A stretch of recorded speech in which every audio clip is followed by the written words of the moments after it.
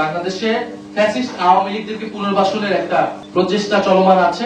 বিভিন্ন জেলা উপজেলায় আওয়ামী লীগের কার্যালয় খুলে দেওয়া হচ্ছে এবং মিডিয়াগুলোতেও কিছু কিছু মিডিয়া সেটাকে ব্যাপকভাবে প্রচার করছে, এমন ভাবে যেন উৎসাহ দেওয়া হচ্ছে। আওয়ামী লীগ কিন্তু কার্যত এবং আইনত নিষিদ্ধ একটি সংগঠন এবং তার বিচার প্রক্রিয়া চলমান আছে। ফলে এই বিচার প্রক্রিয়া চলমান অবস্থায় আওয়ামী লীগের কার্যক্রম সম্পূর্ণরূপে নিষিদ্ধ, মিডিয়া সেটা প্রচার করতে পারে না, প্রশাসন কোনোভাবেই সেটাকে প্রশ্রয় দিতে পারে না।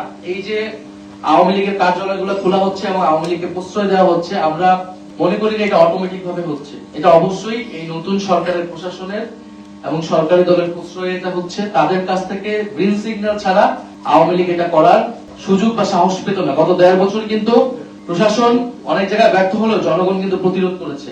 রাজনৈতিক ফ্যাসিবাদ বিরোধী রাজনৈতিক কর্মীরা সেটা প্রতিরোধ করেছে।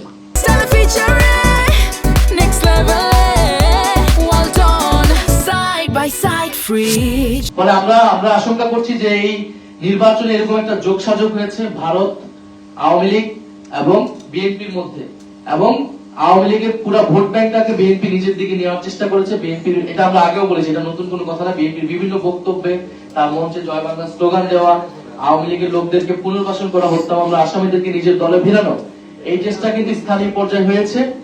কিন্তু এইটা যদি এখন আওয়ামী লীগ সেটার বিনিময়ে, এই ভোট ব্যাংকের বিনিময়ে যদি আওয়ামী লীগের রাজনীতিকে পুনর্বাসনের চেষ্টা করা হয়, তাদের কার্যক্রমকে সুযোগ করে দেওয়া হয়, তাহলে তা কঠোরভাবে প্রতিহত করা হবে।